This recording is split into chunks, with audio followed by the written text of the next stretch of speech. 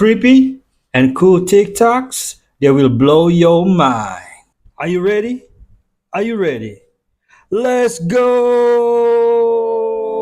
Disclaimer: this video is for entertainment purposes only. Please do your own research, as these clips haven't been fact-checked. If Wells Fargo goes through with this, we are cooked. This is like the most dystopian thing I have ever heard. They have a patent called Stardust. Stardust is a technology that deploys sensory particles in the air all around you that you can't see, but it will collect your biometrics. So it will record your heart rate, your temperature, audio, facial features, basically taking a picture or more. Then they will send that to a database where they will then verify it. And if you're verified through the database, you can now access your account. You don't have to put in your password or your passcode. How fun. Patent is real. You're looking at it right now. Look at the date on the top. Cars are even going to be rolling this out too. I think in like 2027, where if they detect you drink too much or if you're not alert enough, whatever that means, your car just won't start. Remember, you guys, this stuff can't keep rolling out if we just don't comply. Mark of the beast. The Vanderbilts destroyed wealth faster than any family with that amount of wealth. They had more money than the U.S. Treasury. Cornelius dies. His eldest son doubles the estate in 9 years. But then after he dies, it takes 54 years before the first Vanderbilt dies broke. And they own 10 mansions in New York. Those are gone. They own the Breakers in Rhode Island. That's not owned by them anymore. Where the Rockefellers are on their 6th generation of wealth. And everybody that partnered with Rockefeller is on the 6th generation of wealth. David Rockefeller talked about how he didn't even know that his family was wealthy when he was really young until the students told him, because they kind of kept that from him because they wanted him to figure out how to earn it and have some motivation. Then he was invited when he was older to the family retreats, which they were doing quarterly. And so there's like this conversation, because wealth is built through committed conversation. If someone inherits a bunch of money and they haven't earned it and they haven't been talked to about it, it's like getting under a 405-pound weight rack and trying to squat when it's the first time you're in the gym. It is going to cripple you.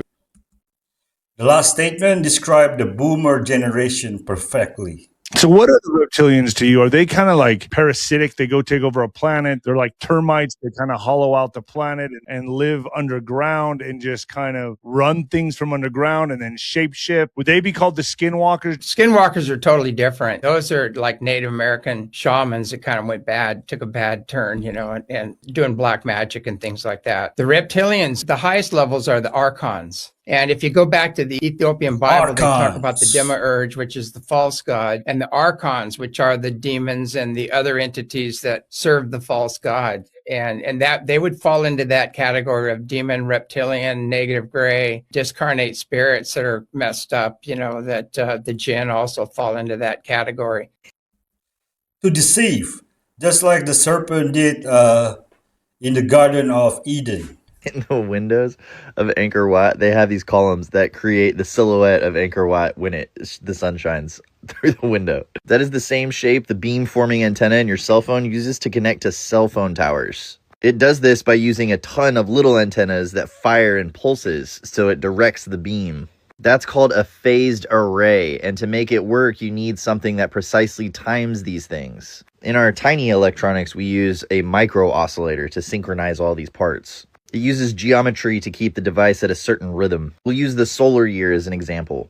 At one of the peaks would be the shortest day of the year, the solstice. Then we go a little farther into equal sun and equal night, that's the equinox. You could also use a massive monument to calculate this if you have one. Your outer wall could track the solstice, and then if you keep going, the central tower tracks the equinox. To synchronize all the parts in our little electronics, we use something called a resonator. These can be placed within other parts of the device to make sure that everything's timed correctly and operations can be performed.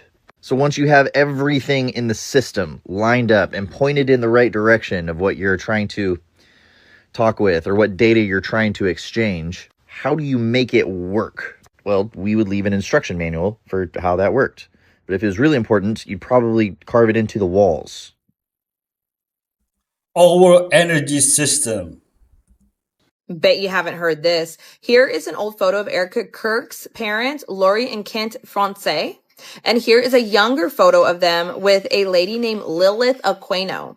Now, Lilith Aquino is married to a Michael Aquino, who is quite literally the most prolific Satanist in our military. He specializes in psychological operations, and he actually founded the first ever tax-exempt, government-recognized satanic institutions called the Temple of Set. Now, what a lot of people don't know is that Aquino's house was raided in 1987, where they quite literally found videos of him performing satanic, ritualistic blank blank on children. And never once has any charges been filed against him because he's a CIA operative. Yeah. Here's an older photo of Michael and Lilith, just to throw in there. And also, a lot of people have suspicion that he might be their father, but I don't know. Either way, I'll just Well, go ahead and end it with this clip. striking resemblance. You know, it's like, you are a lieutenant colonel in the United Is it States Army. Oprah? Correct. Now, and how does the Army feel about you being head of the Temple of Set? The Army is not about my religion for the entire span of my Army career, which began in 1968. And there was a reasonable amount of curiosity, as there has been all the way along, that what exactly is this strange and unusual thing? And I've talked about it in much the same way that I've talked here today on your show about it. And other than that, the Army has paid very little attention to it. So you just go about your Army duties and it's fine and okay? This is the scariest data center theory ever. The head of America's largest utility is issuing an urgent warning right now that you could lose power next year due to the rise in data centers and the lack of energy in America's electricity grid. I know that probably made you angry, but here's what we really should be asking. Why do we suddenly need so many data centers? Why do they require so much electricity? Why do they need millions of gallons of clean drinking water? And why are so many being built in strategically important locations? You're not gonna like the answer. It involves those trillion-dollar underground city projects. Maybe they just found a new way to expand that network. The underground base and city infrastructure and transportation system that's been built. And I'm sorry? yes. So we have built an extraordinary number of underground bases and supposedly transportation systems. Some of these are documented as part of the national security infrastructure. I think there are many more. In the United States? In the United States, on all over the world. From 2021 to 2023, I took one of the smartest subscribers in the Solari Report network, and he and I spent 2 years collecting all the data and all the allegations on underground bases. We systematically went through and tried to estimate our guess, this is totally a guess, of how many underground bases, both underground in the United States, but also underground under the ocean around the United States. And our estimate was 170 with a transportation network connecting them. This guy knows about the giants underneath the Euphrates River, part 2. This is going to blow your mind, so watch to the end. And I asked him, I said, did you see their wings? He said, yeah, you can see through their wings, like bat wings. And he said, I said, you see the tail? He said, I couldn't see that. It's too dark. And he said, these are half animal and half human. They have the face of a lion, the mouth of a lion, but the hair of a woman. And he described everything detailed in the Revelations. I'm going, do you understand what you're describing? He says, no. I said, that's in Revelation. Don't forget to like, comment, subscribe, and stay tuned for part By giants, you mean fallen angels?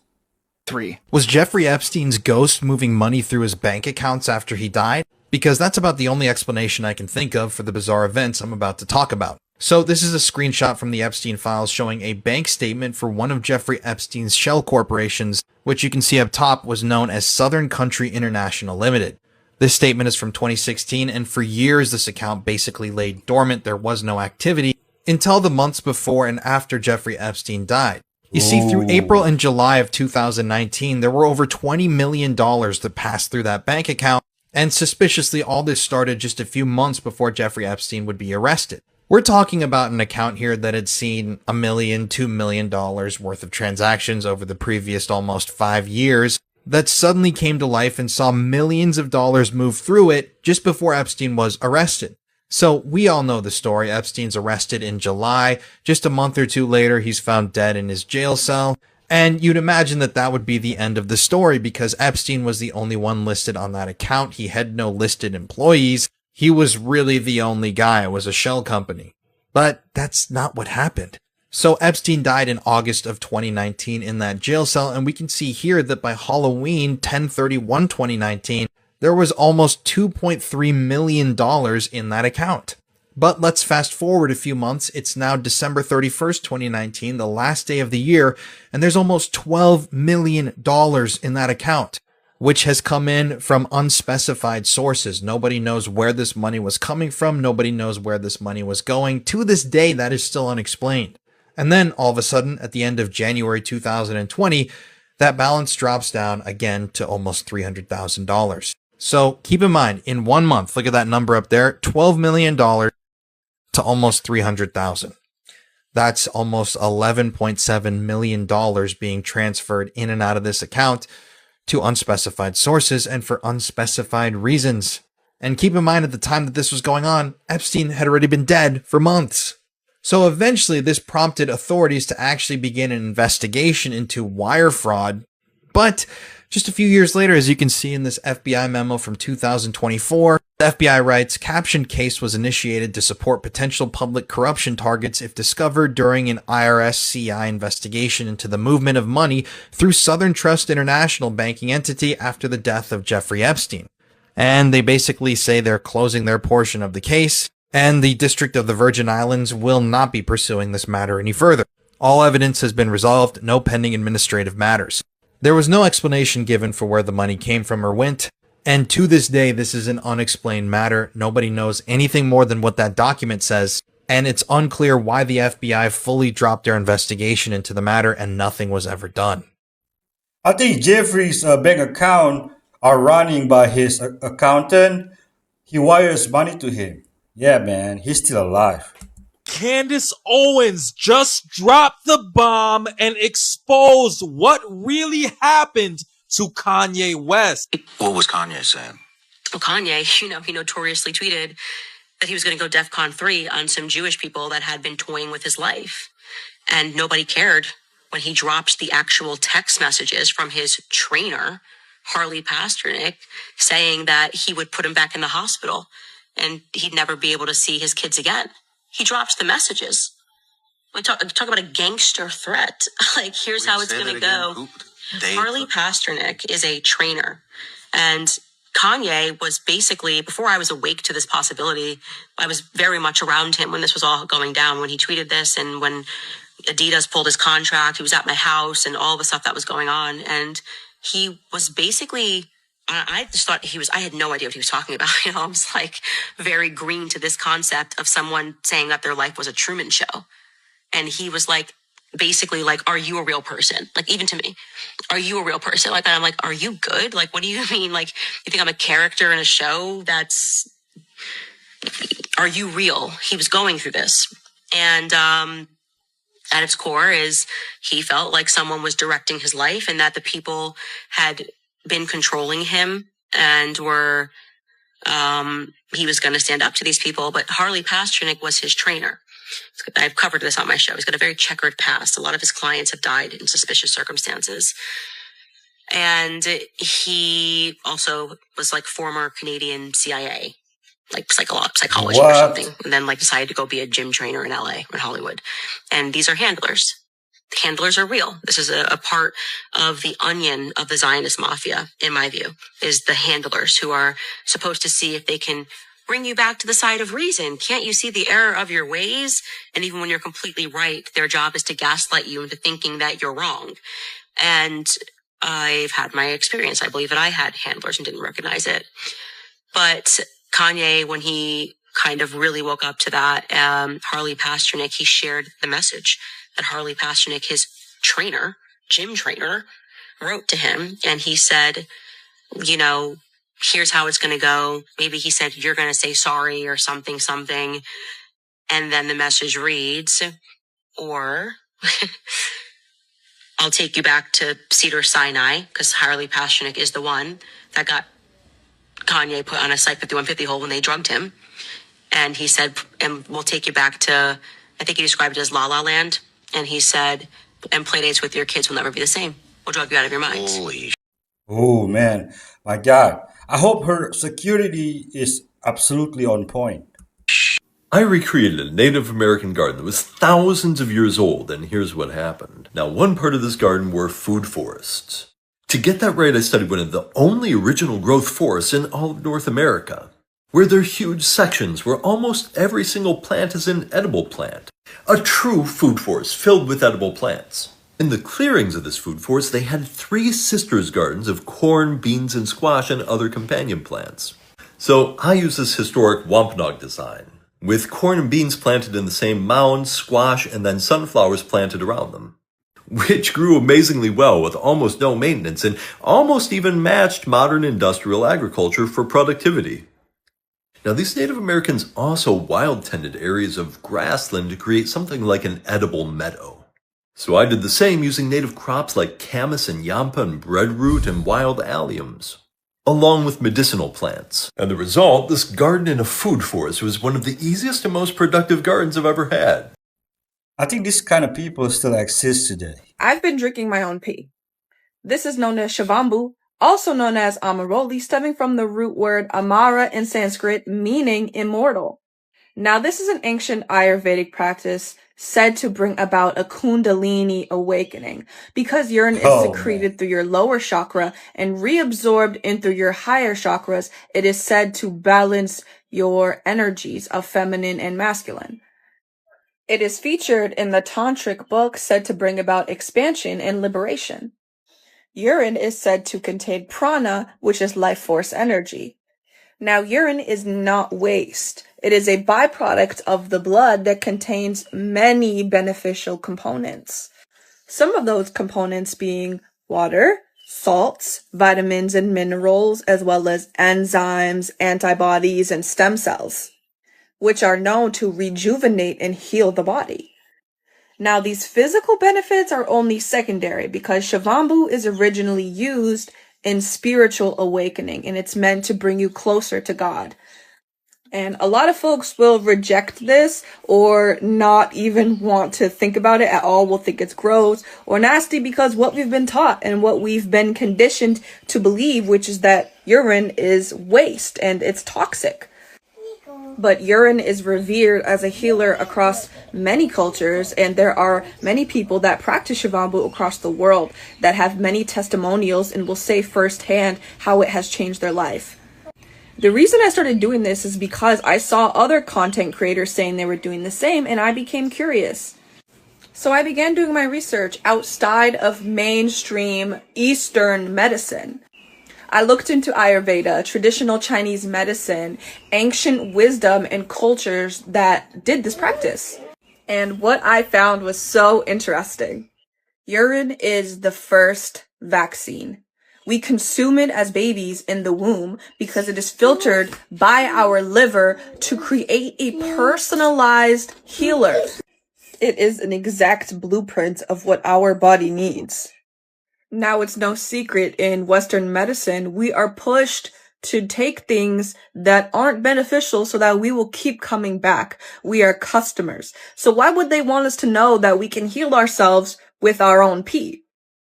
That would directly go against the system because we wouldn't need their vaccines, we wouldn't need their supplements, and we wouldn't need their products. And anybody who was brave enough to dare to drink their own pee will tell you firsthand how it changed their life. Would you try this? Does this mean R. Kelly innocent? Just kidding. So I'm making a controversial video about this piece of art, as I do, and I scroll past this cymatic pattern posted by Cadboy. Logically, I'm like, probably inspired by this cymatic pattern, except this was made in 2019, and this one's in 2025. One of two possibilities here. So this is either the greatest coincidence ever, or the two are connected in some magical way, and I figured out the magical way. It's 5-point perspective. Really easy. 1 point perspective, 1 point, 2 point, 2 points, 3 points, 3 point. You get it? 5-point perspective has 5 points of perspective. 5-point perspective is how you see everything. It's the God's eye view. Example, logarithmic universe. What we can see of the universe from the sun's perspective, that's what it looks like from Earth's perspective. That is the same way that music is perceived. That logarithmic spiral is used to divide sound into harmonics. It can do that because that's how sound travels in spirals. The lines on the equalizer are where those divides are. Even ask your best friend AI, it'll tell you it's a cosmic perspective. That was a lot. So how are these two connected with that? Within the geometry of your actual eye is that perceptive ratio. Greeks called it phi because there are 5 V's. They understood that you are an image of that creation from your hand to your arm to your ear. Our 5 senses not only connect us to sound, they allow us to perceive nature in its natural logarithmic spirals. As humans, we're connected to that God's eye perspective by the molecule that contains that same spiral ratio. So, artists translate the science of that connection through you experiencing their art. That's insane.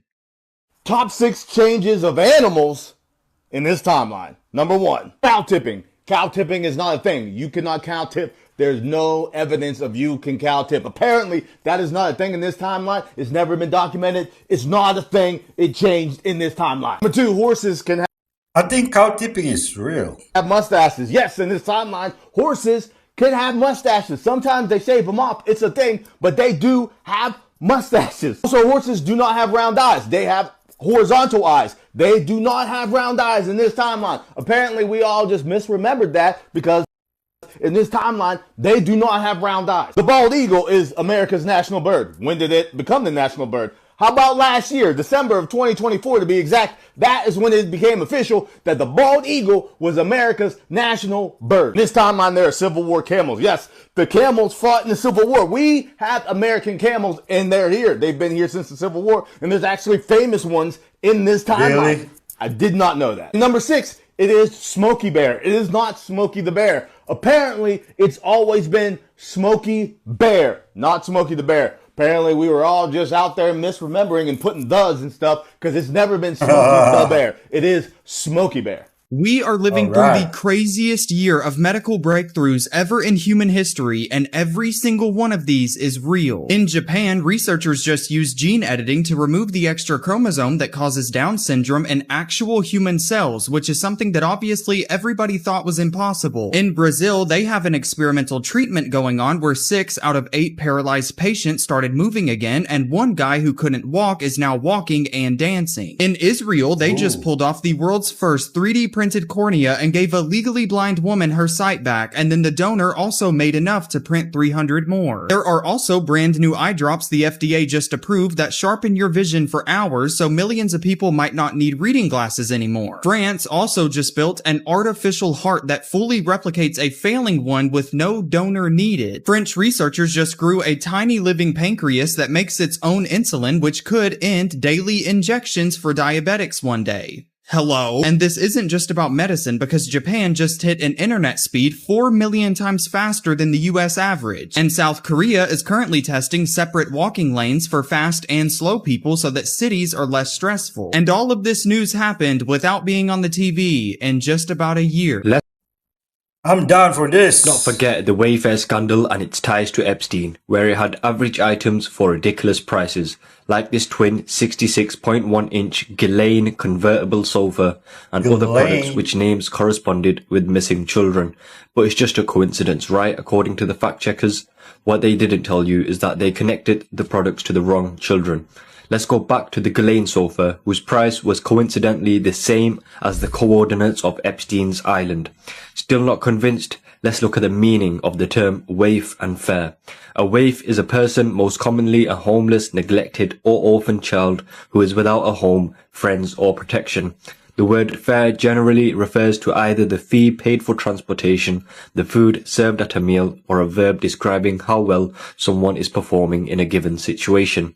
If you're still not convinced, let's look at the company who was selling the sofa, called Ghislaine, which had a price which matched the coordinates of Epstein's island.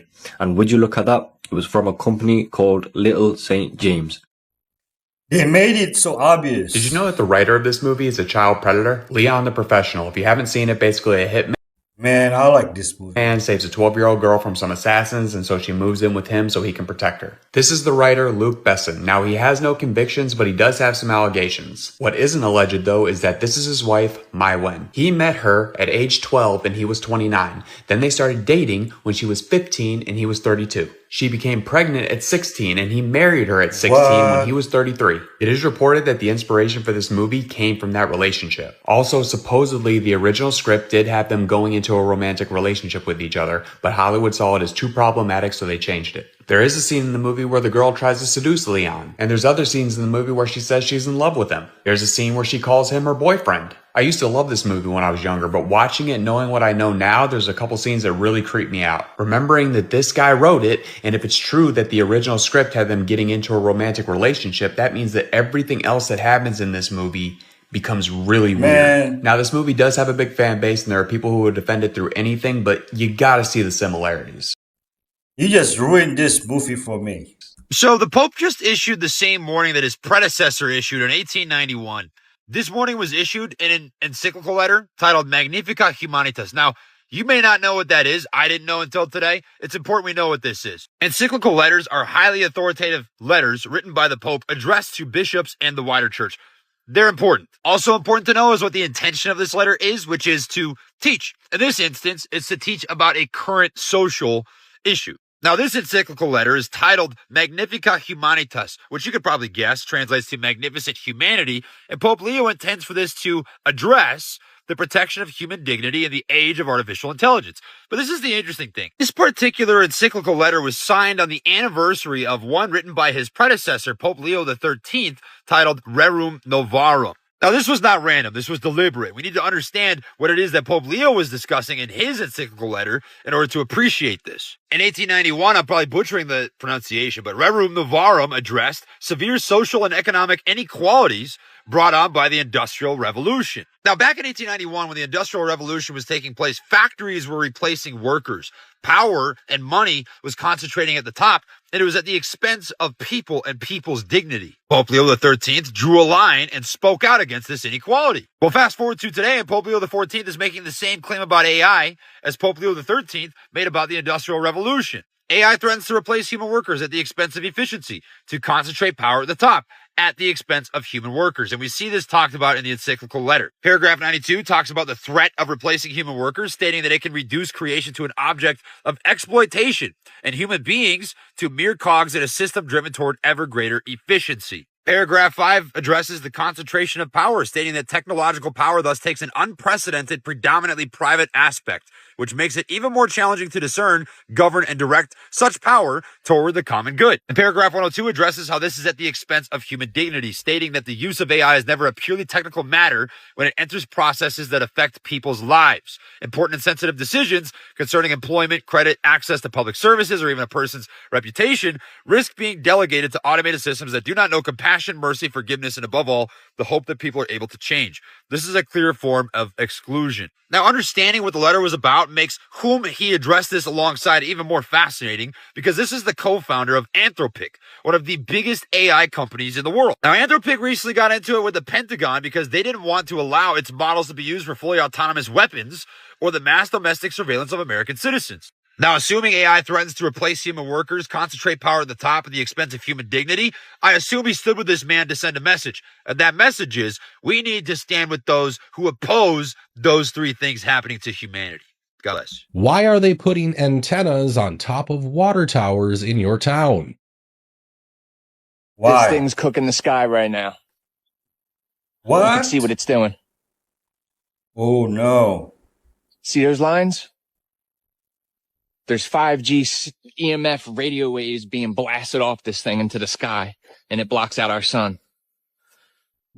Check it out.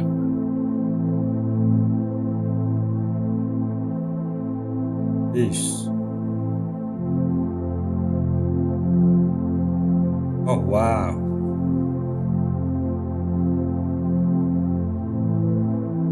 They use these to dim out the sun. You see those lines? That's not naturally occurring. That's happening because of what's on top of this tower. And you guys should start noticing them out in public. They're everywhere, dude. And we live on this big ass, like, weather grid now, where they're controlling our weather and they're minimizing the amount of sunlight we get, right? Be on the lookout for these things. See that panel? Really?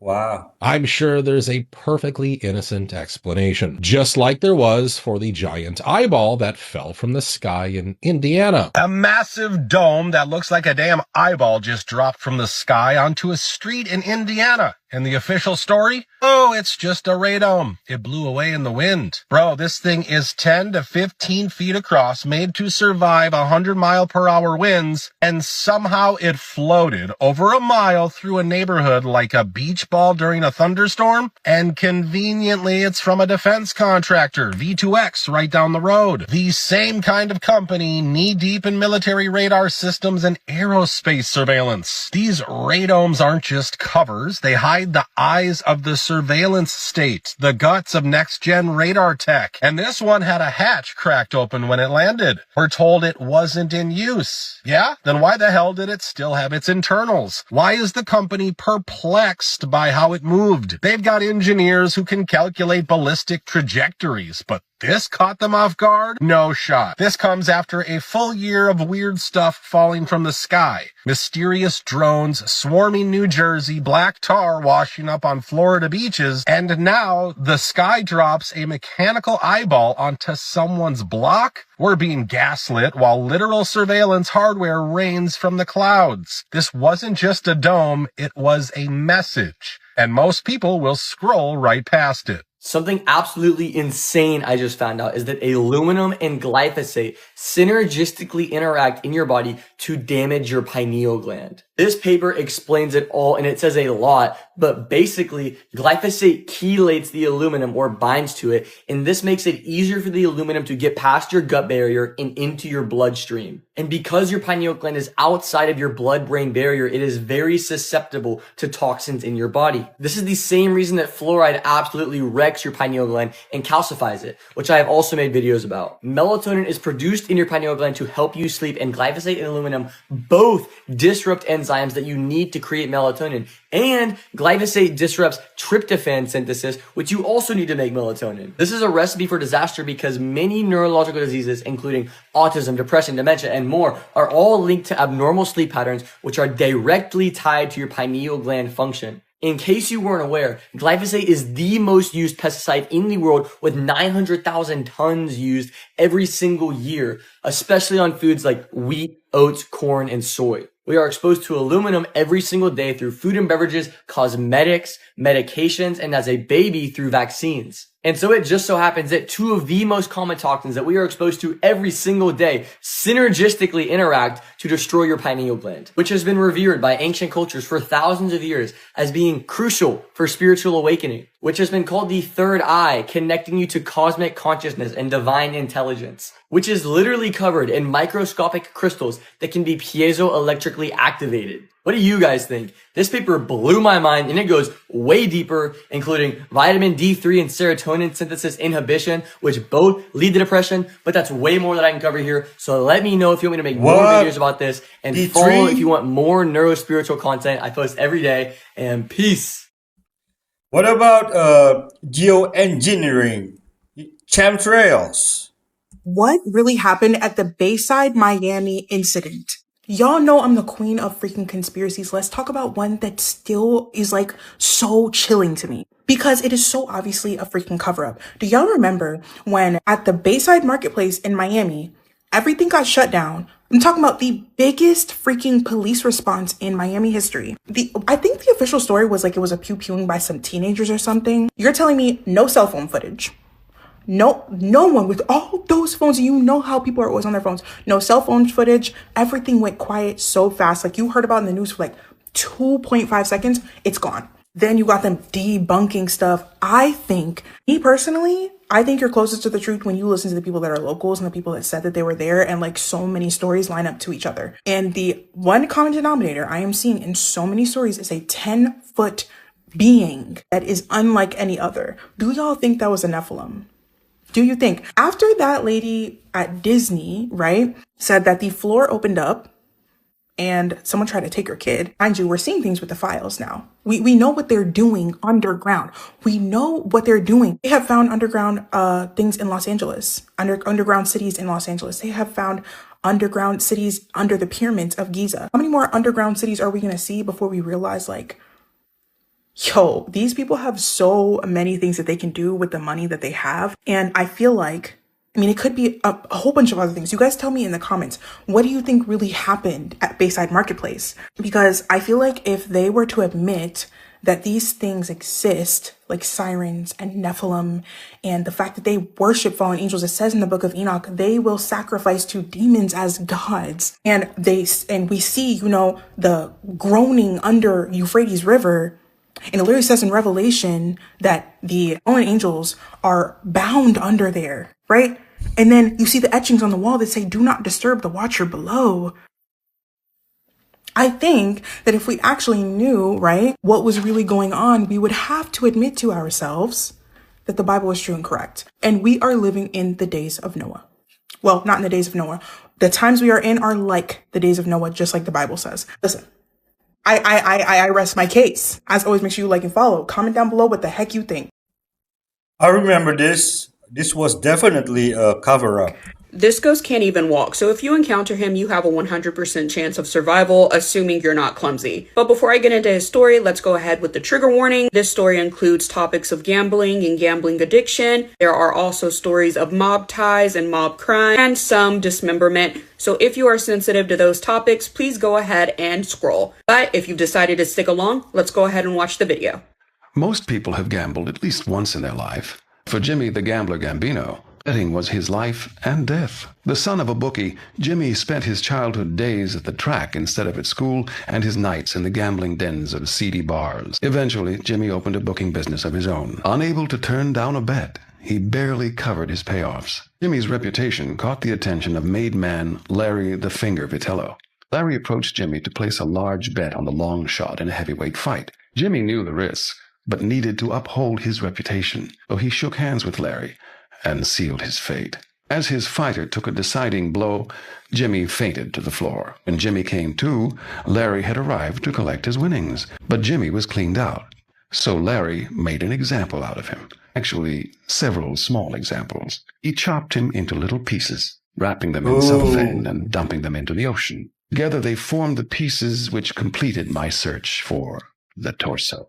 So the torso is the second sign of the Black Zodiac, making him the equivalent of a Taurus. And I will tell you, I don't think I've ever been so disrespected by a depiction of the Taurus in my life. And I'm a member of the Taurus gang. Now, according to 13 Ghost lore, the torso wasn't unalived because he couldn't pay his debt. He was unalived because he tried to renege on his bet and then tried to run out of town. That obviously pissed the guy off that he made the bet with, and to make sure he learned his lesson, you can see the result. But honestly, I'm kind of partial to the second story as opposed to the one we got in the video, which kind of makes it seem like he's more of a victim who couldn't pay, who had a gambling addiction unbeknownst to him, and who suffered an unusually harsh consequence as a result. But the second story gives him a bit more accountability, and I like the idea that he tried to escape and run, and that's really what pissed off the gambler he made that bet with. But the torso is one of the least dangerous ghosts in the house. In fact, the one time we do see him, he's not even attacking anybody, he's literally just trying to find his head. And I kind of sympathize for him because imagine finally being released from your containment cell and you're finding your body parts along the way and some badass kid comes down the hall and starts screaming. I'd be scared too, and that's probably why the torso was screaming and then Bobby was screaming. It was just a whole mess. Now, one of the more interesting details about the torso's backstory is his last name.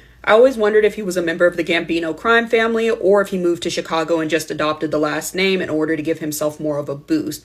But either way, I definitely think it increases the lore of 13 Ghost, and I think his story is one of the more interesting ones. So much like the other ghost in the basement, the torso is signified by his own unique sound. So if you were to ever find yourself caught down in the basement, it's finally official. We don't even have to argue whether science or spirituality are correct.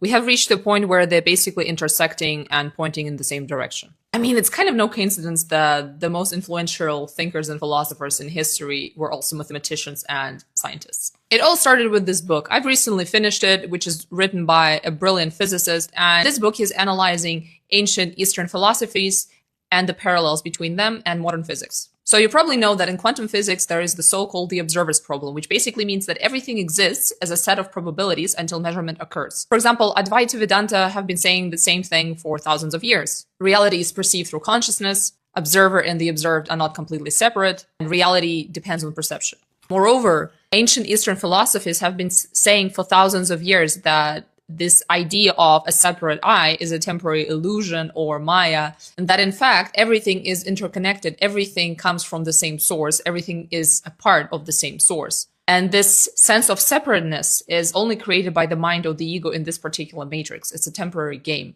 But it's not just Capra, the author of The Tao of Physics, who is trying to link consciousness with physics. Roger Penrose, one of the most brilliant physicists of our time, is actually doing the same thing. He is trying to bridge the gap between the research on consciousness and physics, because he thinks that solving the problem of consciousness would actually solve the greater issue in mathematics and physics, which is how do we bring together Einstein's relativity theory with quantum physics? Well, stay with me. Roger Penrose, one of the most brilliant physicists in history, a Nobel Prize winner, well, he's developed his own theory where consciousness originates at the quantum level inside our neurons. So what he's trying to do is bridge the gap between the problem of consciousness and quantum physics.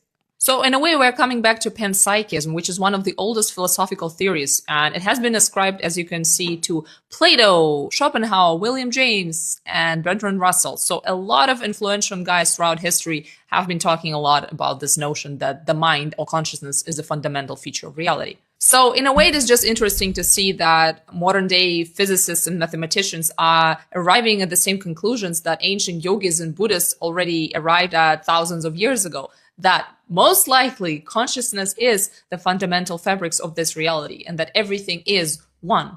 And I personally believe it's brilliant that we are trying to find the truth from different angles, both from the scientific point of view and from the spiritual esoteric point of view.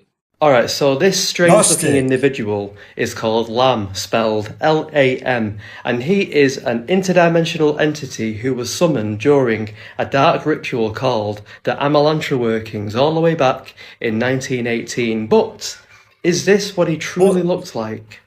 Let's find out. So this guy right here is Aleister Crowley, and he's the one who summoned the entity. Now Crowley is a famous magician and occultist who was born in the 1800s and he died in 1947. He did loads of weird and crazy things, but the weirdest thing that he ever did was summon Lam, who apparently dictated an entire book to him that went on to be called the Book of the Law. I think that's the book there that he's posing with. You can actually buy that book on Amazon, but be warned, Crowley himself says that you should destroy the book after you read it. This is how Lam apparently looked. He had a big head, small nose, a small mouth, and looked very much like a classic grey alien. But is this what he truly looked like? According to some of you guys, no. According to some of you that commented on my previous video about the Lam subject, Lam looked completely different to how he looked in that image. Now, I'm going to show you exactly what Lam apparently looked like right now. Now, prepare yourself, guys, because this is where it gets really crazy. Now, apparently, Lam actually looked like this.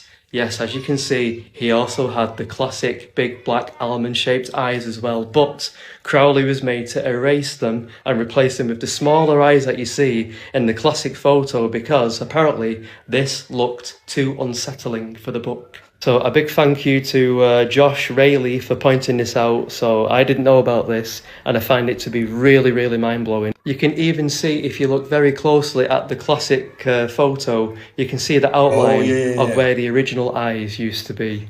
Really, really mind-blowing stuff. So the question is, did Crowley actually summon a grey extraterrestrial alien, or are aliens actually something completely different to what we think they are?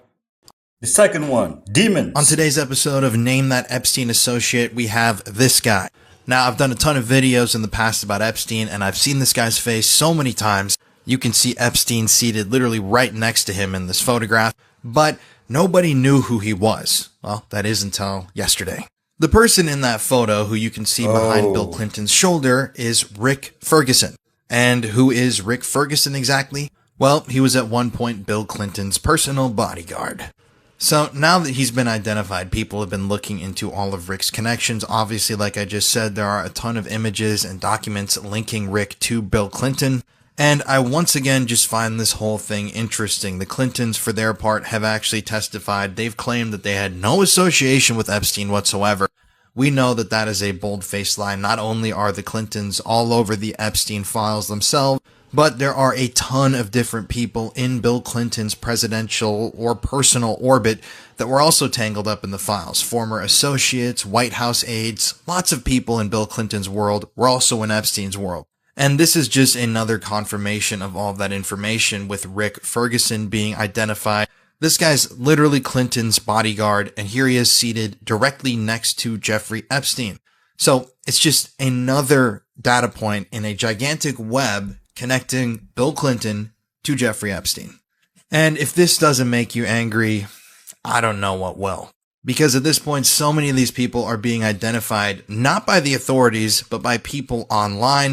And it just goes to show, I mean, nobody's ever interviewed this guy to ask him what he knows about Jeffrey Epstein's operation. But it seems like he'd be a prime candidate since he's closely associated with the former United States president being his bodyguard. And he's also seated right here next to one of the most powerful people on earth, Jeffrey Epstein, and also one of the most infamous sex traffickers of all time. I don't know when the actual investigation will begin, if it ever will, but it's people like this that I believe should be immediately interviewed.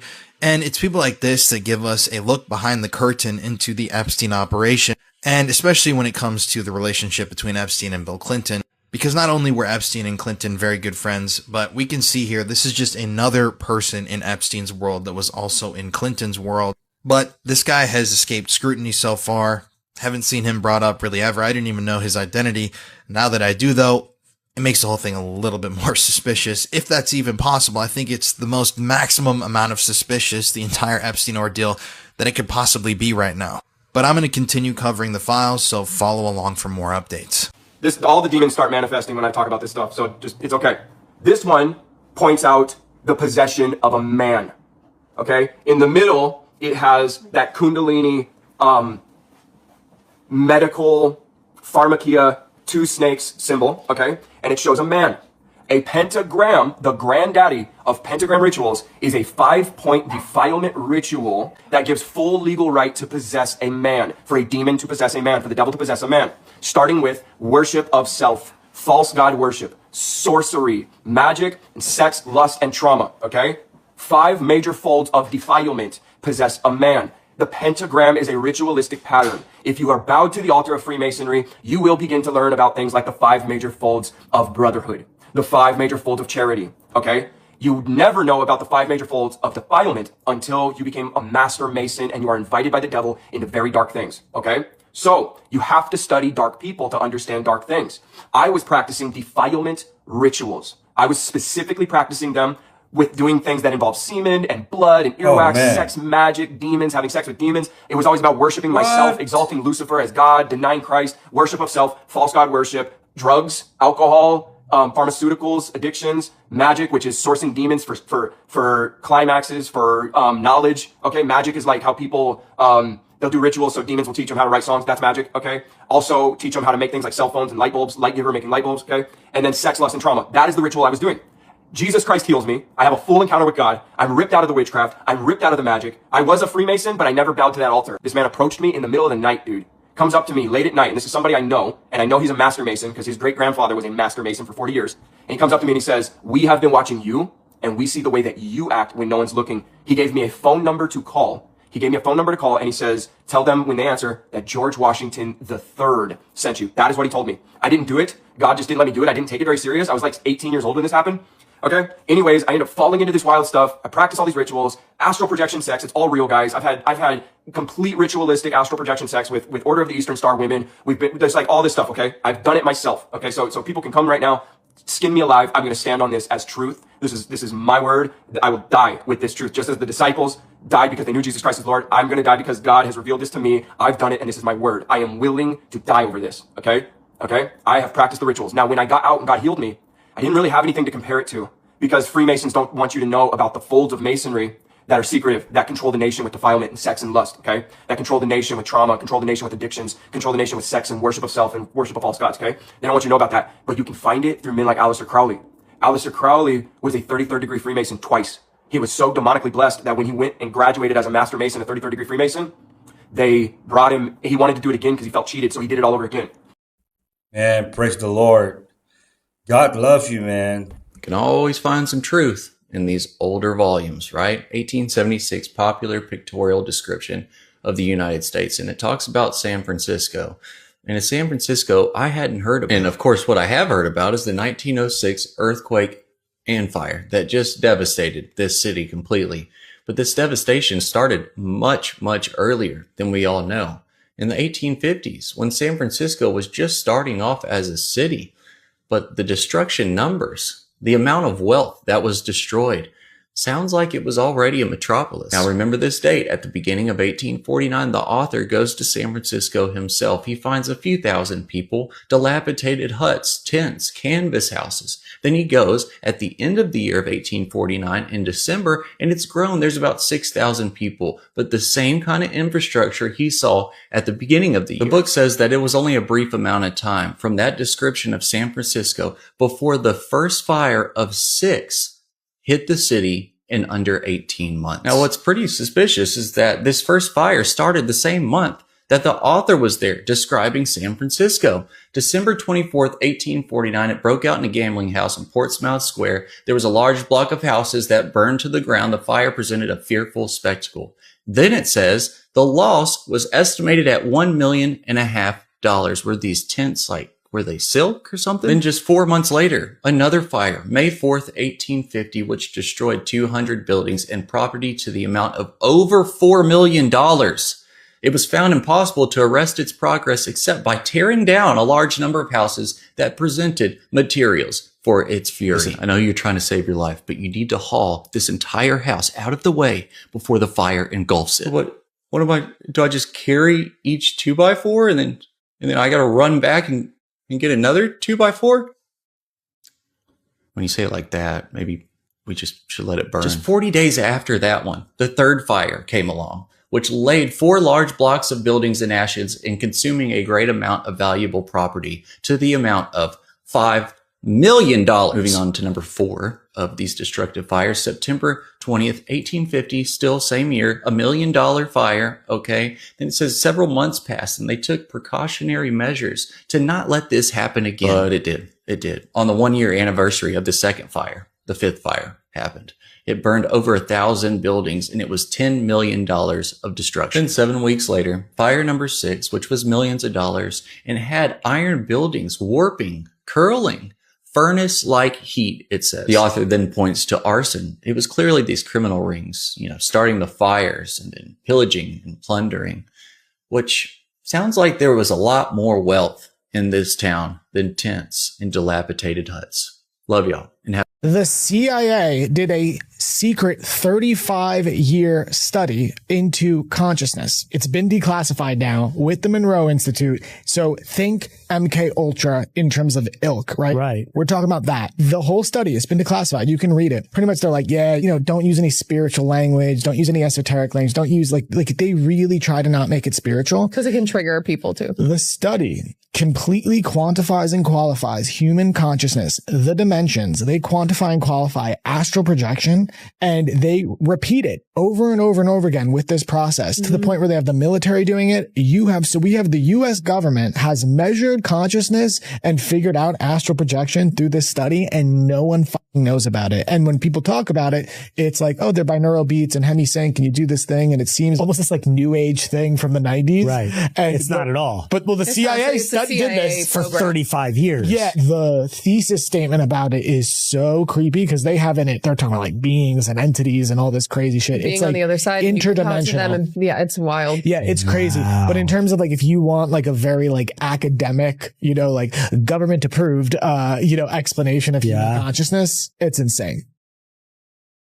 Why is there only half a snake? Because it is not a snake. It is a caterpillar. A very scared caterpillar, to be precise. It even sways back and forth like a snake, so it's both a liar and opposing. The pus moth caterpillar appears to wear a onesie, ejects acid from its head, can also whip you with not 1 but 2 tails, will cause you pain, but the pus moth itself is very fluffy and cute. Monkey slug caterpillar, absolutely atrocious. It is an alien mixed with a squashed octopus, also venomous. Tool caterpillars are very sticky and gooey like jello. That is their defense mechanism. Can also look like this. transforms into a very adorable baby. Saddleback caterpillar has a saddle. Do not ride. Spines are hollow and filled with venom. Spines will also embed in your skin. This is the rainbow silk moth caterpillar. They love to eat and can grow up to 6 inches. Citheronia feronia looks mean, but it is harmless. Spun glass caterpillar is off limits. Spines will break off in your skin. The blue thing in the middle is its stomach. This caterpillar doesn't look like much, but it turns into a goth moth. Speaking of skulls, this is the pink underwing caterpillar. Flannel moth caterpillar looks like Trump's hair, is one of the most venomous caterpillars in the US. Brush up against it and you will cry, but once again, much better in moth form. And the hickory horn devil caterpillar can be as big as a hot dog, looks plump and juicy like a hot dog. Therefore, it is a hot dog, and I will eat it. Thank you.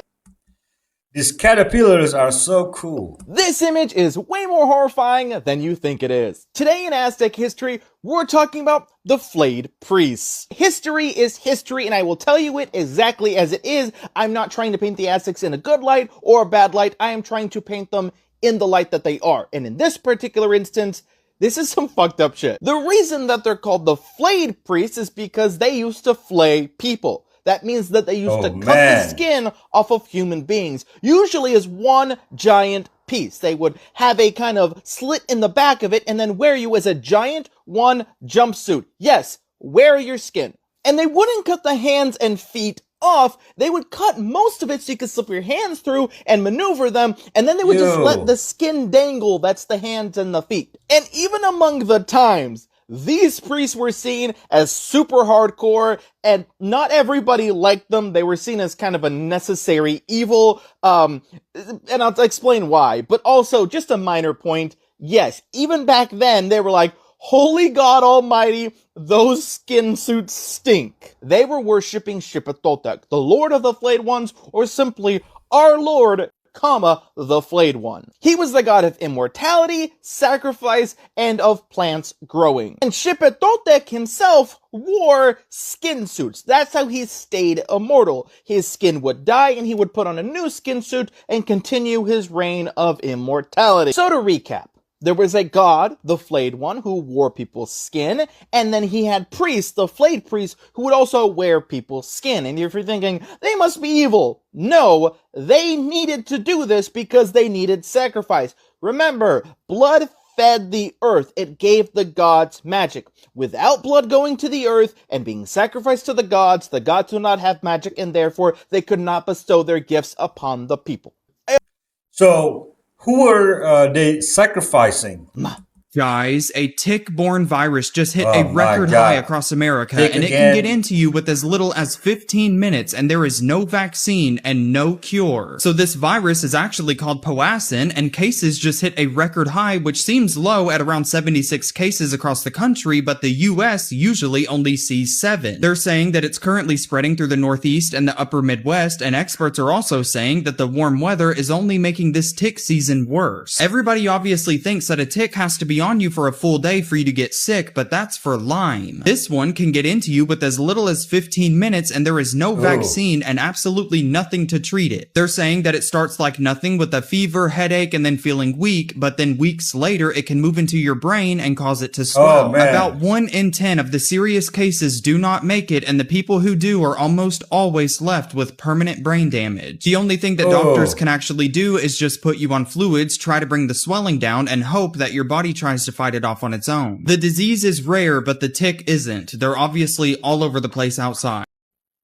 This is ticking me off. I saved this because it reminded me of something. In America, we have this tradition where natives are portrayed to hold up their hand and they say, how? I don't know, something racist, I guess. But I've discovered that they held up their hand for a very specific reason. And it wasn't some silly depiction from our Hollywood. It was actually a result of them wanting to see whether or not you had 6 fingers. We have all kinds of these stories in America of these giants, and, you know, anytime the giant bones are found, the Smithsonian shows up and carts it off, and you know, that's probably true. And the more that I look into this prehistoric stuff that's related to the sandcastle culture that I've discovered, and the cultures that are associated with the later tech eras, namely like the Second Tech era, there's a lot of Nephilim stuff going on. And it seems that the Nephilim very much made it for a long time. You know, even after the Younger Dryas cataclysm, they seem to be present. And it appears the early natives in America had to deal with these guys. And so them holding up one hand and saying, how? They probably didn't say how.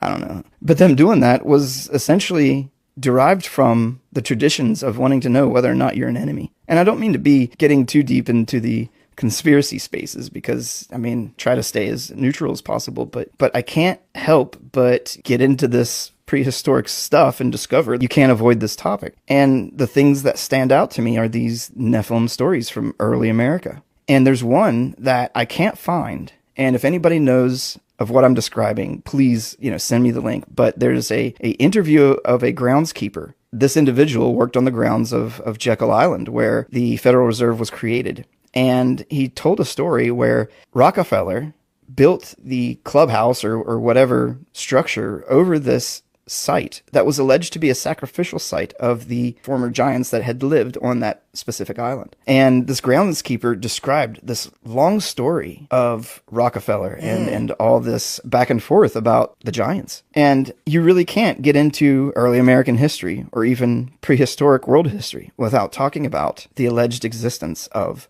the Nephilim. It is true that the Timucua were very tall, but their height would have been further exaggerated by the fact that they exhibited cranial deformation. On top of their already elongated skulls, the Timucua warriors wore lavish plumes, tall enough to make a 7-foot man appear as though he were 9 feet tall. Both sexes were tattooed, but the men especially. According to some sources, about a third of the adult Timucua population were actually hermaphrodites who opted out of warfare and thus were responsible for the manual labor. They also acted as receptive sexual partners for the men and bore a ceremonial significance. Neat. My algorithm, I've been seeing Akasha, right? Look at the dress. This is probably just coincidence, but alignments align. Look at the color. I'm gonna bring it back again. Okay, so we know that BET did a tribute for Lauryn Hill, and we know that Essence is doing a tribute to Aaliyah. Also played Akasha. Ooh. I am Akasha, the queen of the damned. In the same weekend of the Essence Festival, Akasha airs on TV, Awakening Here. Oh my gosh, she got up! I'm asking myself, why are they doing tributes to women who have been wronged in the industry? It's kind of sitting in the back of my mind. I'm like, okay, let's just keep scrolling. And then this video comes up. I'm like, what the fuck? The energy pattern for 2026, June 6th, 2026 to June 5th, 2027 is known as Osa Meiji. Stay with me on this. This is feminine energy loom. It is not evil, but it is in the dark.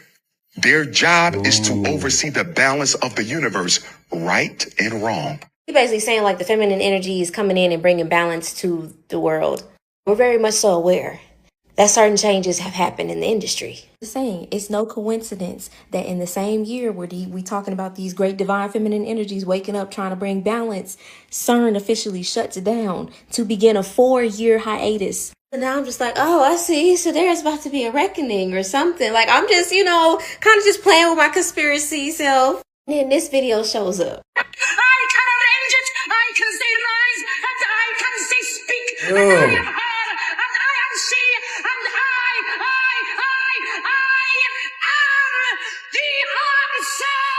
Okay, so now it's getting a little intense. Okay, this 1, 2, 3, 4 kind of adding up in my brain. I don't know. What if these tributes that they're doing is trying to appease the reckoning that is about to come down on the suppression that has been happening within the feminine energy of this planet, the industry, just women as a total? Because the alignment of the episode airing on the same weekend of the Aaliyah tribute, and Akasha is a woman like she's gonna bring chaos. And Aaliyah said out of her mouth, I am Akasha. Now, all of this that I'm saying is just allegorical messages. Not to be taken literally, but, there's coding and messages everywhere that lets you know what is happening or what's going on. And it just kind of pops up in your face. So I just wanted to make a video about it. So Metatron is one of the names, but you could say that it was Thoth, right? So it's an angelic form. Metatron's an angelic form. You've got Thoth that's associated with it. You've got Saint Germain that's associated with it. You've got the keys of Metatron. So there are multiple incarnations. Wherever you see keys, right? Keys of Peter, keys of Melchizedek. Who was Melchizedek? He was a priest king, a hierophant, who Abraham paid tithes and offerings to. Who was this person throughout time? Solomon, Seal of Solomon, Keys of Solomon as well. They're all actually related to Metatron. I believe they're all different incarnations of Metatron through time, the archangel.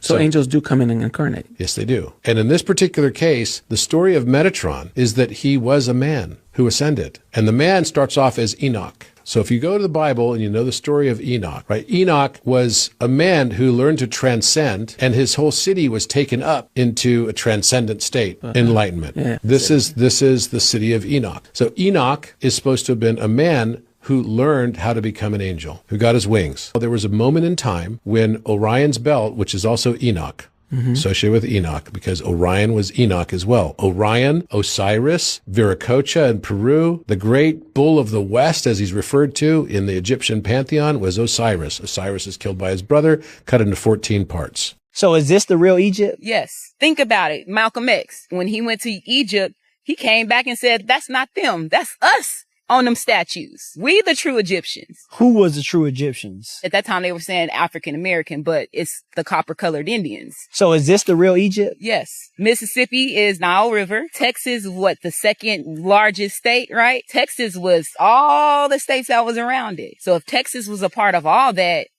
Egypt. That's why it takes so long for Texas to change their laws.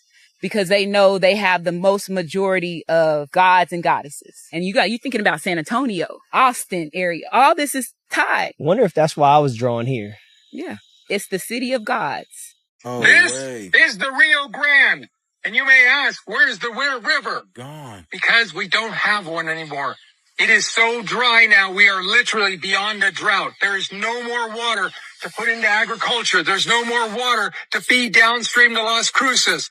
This is what we face. And please believe me when I say water security is economic security. It is our future. The Rio Grande built New Mexico. And without it, our history, our culture, and our economic survival is in complete jeopardy. Go look up what's happening with the Rio Grande water. Go on Google and type in the United States Water Reserve and see why AI is drinking up all the water. It is the thirstiest machine ever built, and nobody's doing anything about it. They know that artificial intelligence needs water to continue to be efficient and keep running, so they tokenize water on the blockchain. You already know who I'm talking about. Once you see BlackRock is involved with the same token, the same project, man, this is exactly when you position yourself early. I showed y'all what has been happening to this project ever since it got started, nonstop, y'all, up.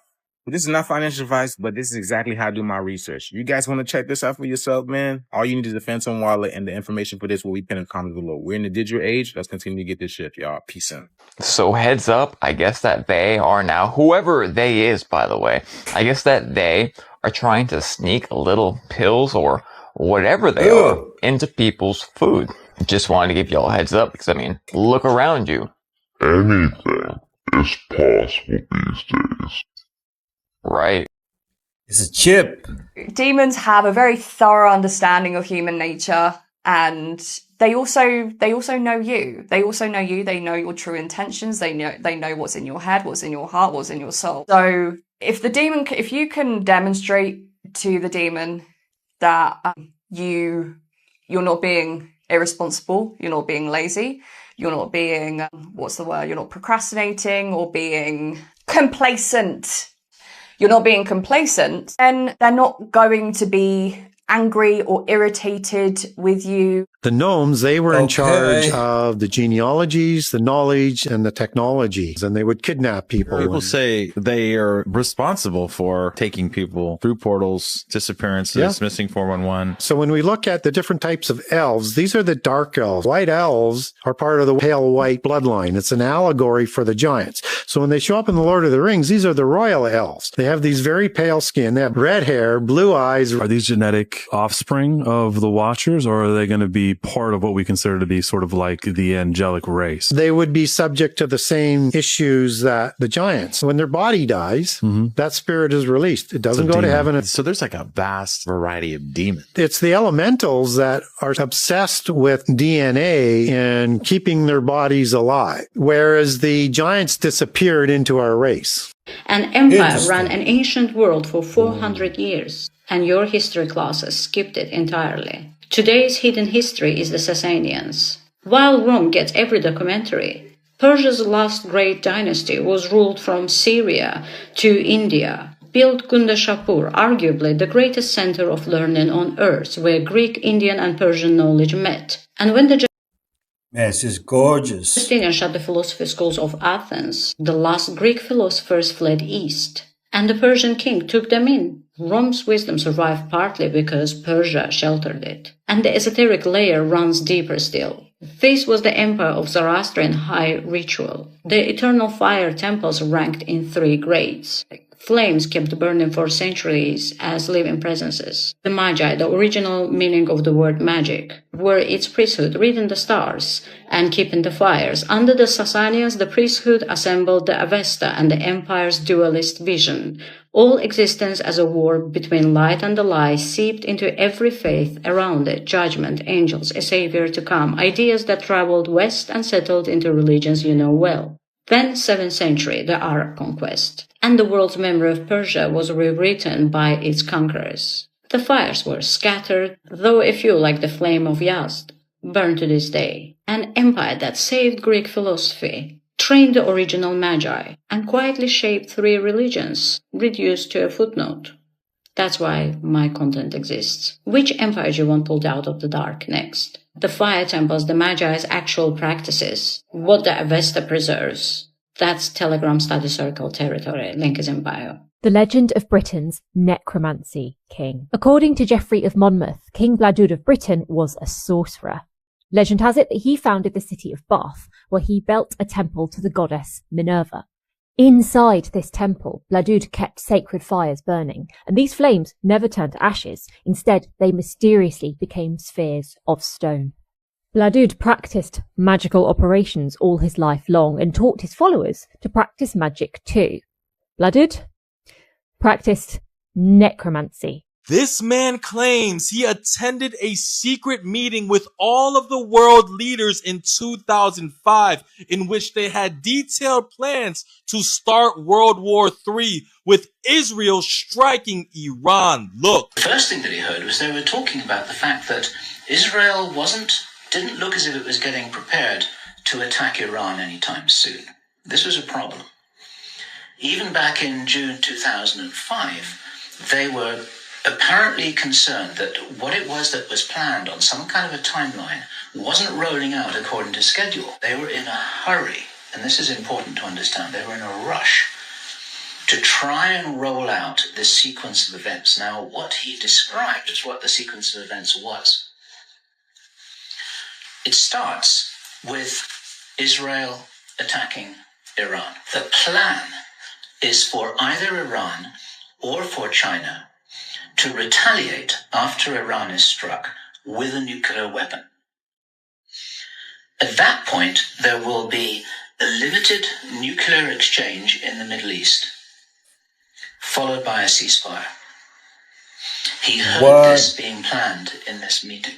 This is being choreographed. It's like the script for a movie. This is exactly what's intended to happen. In this rollout of this crazy scenario, where it is intended that there will be a limited nuclear exchange in the Middle East, the idea is that as the world looks upon this with horror, then they will demand from their governments that there are heavy controls over travel, over communication, over people who meet, over people who protest in the streets. They want to make sure that they don't have crazy bombers on airplanes, crazy bombers in the shopping malls. They want to make sure, and because people will be driven into fear by this, they'll request and demand and insist on heavy controls from their governments, which will be justified. And this is where you're going to kind of get the martial law situation in all the Western countries. It's intended as a justification. All of this is just the start of something, because this story gets much bigger. World War III is going to be a spiritual war. What the fuck I just found in the Epstein files, but when I went back to find it again, it just so happened to be gone. This was a video, okay? But this wasn't just any normal video. Shit you not. This video file that used to be here was about 3 hours fucking long. I only watched 1 hour of it, and 1 hour of it was enough to prove everything that I needed to know. This figure in the video had these oblong and glowing eyes. It was being subjected to some kind of rapid acceleration testing, specifically in a 2-seat pod alongside another figure. Footage is censored until one face just so happens to move below the bar for a few frames. There was one point where the entity that was sitting on the right side just so happened to be looking directly into the footage. That entity had appendages that didn't seem to look like hands. They looked more like claws. I just want to say my mental health is okay, right? And I do not have any thoughts of you know what. But why the fuck was this in the files? And why the fuck can I not find it anymore? You tell me what we're looking at here, because I'm not entirely sure. Here's another little snippet. You tell me what I am looking at here. They look like fucking droids from Star Wars. Which really makes you just think about everything. The beast comes next. This is not the world they told you it was. You have to open up your eyes and think deeper. Deeper past the lies we've learned in our history books. Even in our media, they show you the truth hidden in plain sight. There has been many cataclysmic resets. Many civilizations, like the Tartarians and Moors, erased from history intentionally, dividing power, control, and true knowledge and technology of our realm amongst the few elite families that run everything today. But if you want to think the Easter Island heads and all these buildings just bury themselves in mud, that's fine. But for those seeking the truth, research the mud flood and fall of Tartaria. Question everything. A study that found people who speak multiple languages have brains that appear 6 to 13 years younger than people who speak only one language. Researchers compared brain scans between groups of multilingual people and people who only spoke one language. The more languages that people spoke, the younger their brains appeared, and the effect was even greater if they learned the languages earlier in life. Yeah. What about the new generation that they cannot speak even one language? Oh, by the way, I speak 3 languages. Temperatures just hit 183 degrees in China, and it's so hot that the water from the canals are evaporating. The ground is as hot as the temperature you cook meat at, and it's still going to get worse. People were terrified after Chinese authorities issued emergency warnings across the region as the ground was melting shoes and leaving severe burns on skin. And at this temperature, your organs start to shut down one by one, starting with your kidneys. And this same heat is now spreading across the country with no signs of stopping. Haunted reports show that at this temperature, your brain begins to swell inside your skull. Workers who've been outside are found paralyzed in their seat, unable to move, and people are collapsing on the street and not waking up the next morning. But it gets worse. This is not just in China. The same heat is now in Europe, where over 5,000 people have not made it. 160 million Americans are under heat alert, and the spread is showing no signs of slowing down either. In ancient folklore, the werewolf was not always bitten.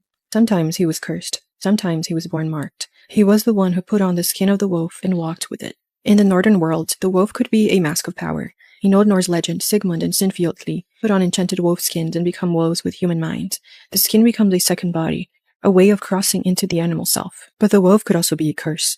In Greece, the myth of Lycaon tells of a king who violated sacred order and was transformed into a wolf by the gods. Here, the wolf is not chosen, it is punishment, a sign that something human has collapsed into something monstrous. And that idea only grew darker in Christian Europe. The werewolf became not just uncanny, but spiritually dangerous. A cursed body, a night wanderer, a sign that something had slipped outside God's order. In Portugal and Galicia, the werewolf could be the 7th or 9th child of a couple, marked before birth, and forced to run the fate at night. He did not choose the wolf happened to him because he belonged too closely to the threshold between worlds. Maybe these stories remember cursed children, ecstatic warriors, animal spirits, and ritual transformation, because the werewolf was never only asking what if a man became a wolf, it was asking what part of us was never fully human. What up, everybody? It's Angel Dust. This is real. That right there is a driver monitor camera. Those two red eyes. Yep, they're tracking my eyes. But if that wasn't enough for you, there's another camera here watching, and then there's another one up top. They can see everything that you and all of your passengers do. Every new car in the U.S. will be required by law to surveil you beyond anything you've ever imagined. If you consent, you're going to be giving in to the surveillance state. If you haven't figured out that we don't care about you yet, that we see you as cattle, you need to wake up, because that's exactly what you are. Join me today at 2 p.m. Pacific Standard Time. We're going to be talking about Bohemian Grove, where these decisions that you don't vote on are originally emanating from, and how you can stop it. Peace, blessings, and shine the fuck on. People will stop buying a new car. All right, folks, thank you for staying till the end. I hope you like my lineup. Don't forget to subscribe, likes, and hit that bell so you won't miss my next video. Okay? Have an awesome day, and always, God bless.